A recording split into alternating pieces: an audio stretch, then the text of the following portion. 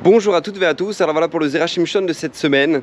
J'aimerais vous faire partager une idée absolument extraordinaire, magnifique et qu'on doit optimiser au maximum. Parce que si Hachem a souhaité qu'on sache ce genre de principe au travers du Zera Shimshon, c'est parce que Hachem souhaite qu'on l'optimise justement. Alors vous savez, la Gemara dans Hérouvin nous dit Srar mitzvah behai alma leka. Le salaire d'une mitzvah dans ce monde, on ne pourra jamais le recevoir. Pourquoi ? Parce qu'en fait, Akadosh Baruch Hu n'a pas les possibilités matérielles de pouvoir nous rendre le salaire d'une mitzvah, tellement c'est colossal. Vous savez, il y a cette fameuse histoire qui s'est passée à l'époque entre les deux guerres, entre la première et la seconde guerre mondiale, avec le Chafetz Chaim. Bref, ils avaient fait un grand rassemblement de rabbanim, il fallait qu'ils trouvent une solution, parce que l'état des bachourim dans les yeshivot était catastrophique. C'était courant que les bachourim s'évanouissent de faim sur leur gmarot. Pourquoi ? Parce qu'il n'y avait tellement pas de quoi manger. C'était la pauvreté à un état terrible.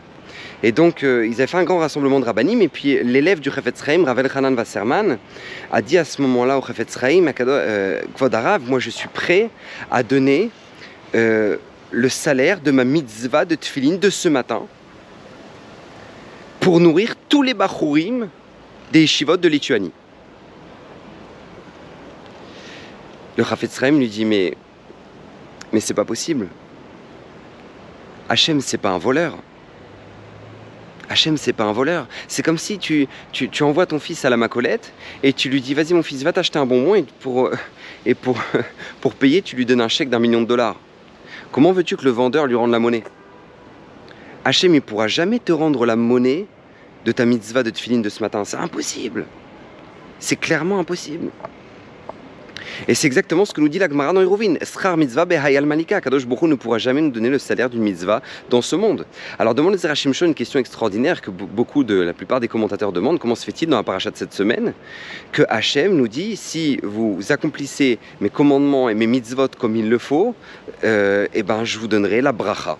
La bracha dans votre champ, dans votre bétail, dans tout ce que vous entreprendrez.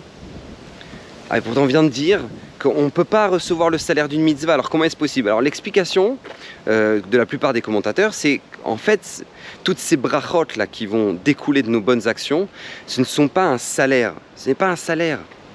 C'est juste un moyen de faciliter qu'Akadosh Baruch Hu te donnera, parce que puisque tu fais tout ce qu'il faut, alors Hachem facilitera ton travail et te donnera tous les moyens matériels de pouvoir mieux servir Akadosh Baruch Hu. Voilà, c'est pas un salaire, c'est juste des moyens. Mais vient le Zera Shimshon et nous dit un chidouche extraordinaire, écoutez bien. Il nous dit qu'il y a des exceptions à la règle.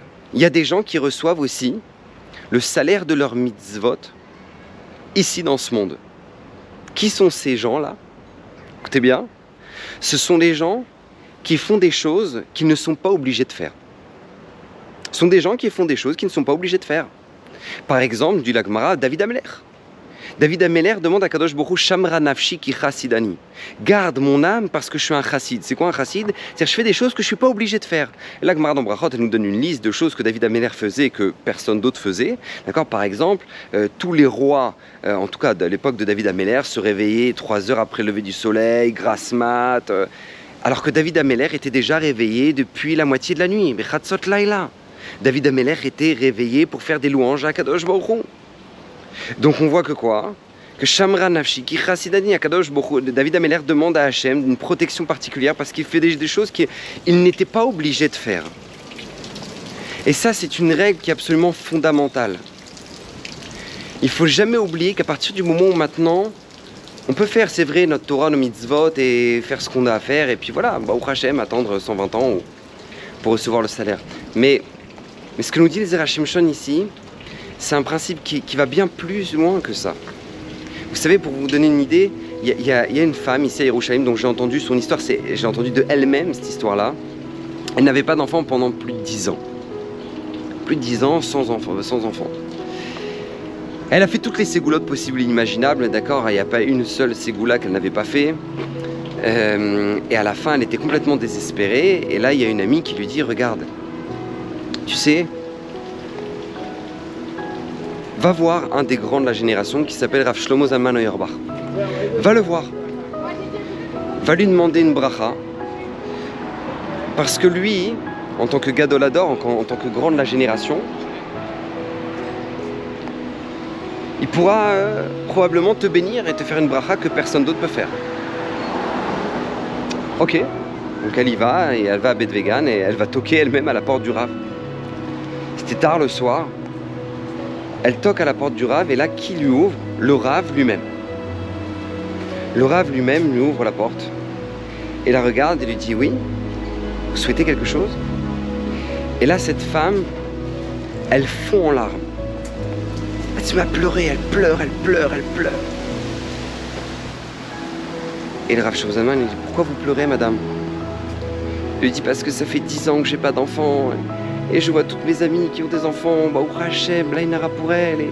Et moi, ma maison est toujours bien rangée parce que j'ai personne pour me la déranger.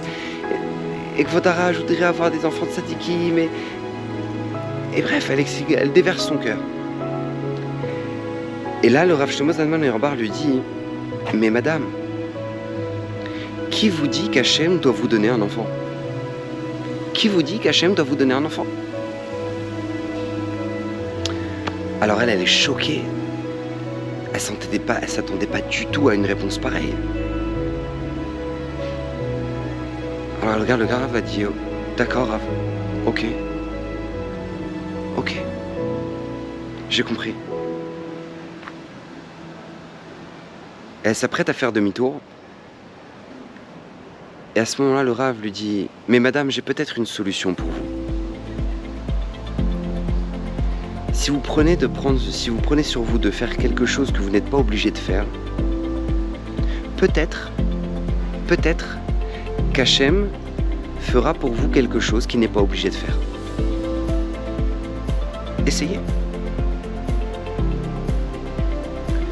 La femme a compris le message du Rav Shlomo Zalman. Et qu'est-ce qu'elle a décidé de prendre sur elle? Elle a pris un chariot, elle a rempli de bonbons, de gâteaux, de bonnes choses. Et elle a commencé à traverser tous les couloirs de l'hôpital Shaare Zedek à Yerushalayim pour distribuer des bonbons et des gâteaux aux personnes âgées, aux enfants. Et 9 mois plus tard, elle a un petit garçon. 9 mois plus tard, un petit garçon. Et c'est exactement ce principe-là que nous dit le Zera Shimshon. Il y a des gens qui reçoivent le salaire de leur mitzvah déjà dans ce monde-là. Qui sont ces gens-là? Les gens qui prennent sur eux de faire des choses qu'ils ne sont pas obligés de faire. Bien évidemment, ça n'oblige en rien Kadosh Baruch Hu de devoir le faire. Que ce soit bien clair. Mais si on veut justement déclencher ce principe-là, c'est la meilleure manière de le faire.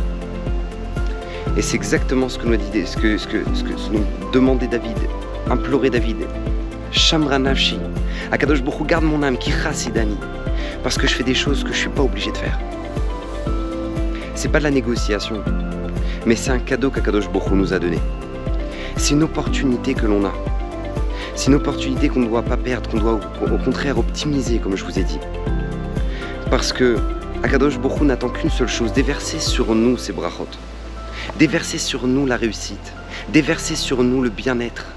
Hachem veut nous voir avec le sourire, Hachem veut nous voir avec l'épanouissement, Hachem veut nous voir avec un véritable bonheur, mais il ne veut pas qu'on se trompe de bonheur. Il veut que notre bonheur soit dans notre avodat Hachem, dans notre service divin, parce qu'il n'y a que là que on peut trouver le véritable épanouissement, le véritable bonheur, le véritable sens à notre vie. Et Hachem est prêt à investir sur nous. On ne doit jamais l'oublier, et c'est ça que nous dit le Zera Shimshon et Baruch Hashem. Quel enseignement du Zera Shimshon, parce que lui-même a promis que tout celui qui étudierait ces enseignements régulièrement mériterait d'une multitude de brachot, d'une multitude de bénédictions. Et je pense que c'est l'une des raisons pour laquelle le Zera Shimshon a pu se permettre de dire une chose pareille, de promettre ça, parce que personne n'est obligé d'étudier chaque semaine le Zera Shimshon, personne. Personne, tu peux très bien étudier ta Gemara. Mais si tu prends sur toi de faire cette étude en plus, alors ça montre ton attache pour la Torah en plus, et Akadosh Baruch Hu pourra faire des choses pour toi en plus. Donc Bezrat Hashem, je vous le souhaite à tous, qu'Hachem déverse sur vous toutes les brachot, toutes les bénédictions, que vous soyez heureux et toujours épanouis dans votre vie, qu'Hachem vous bénisse.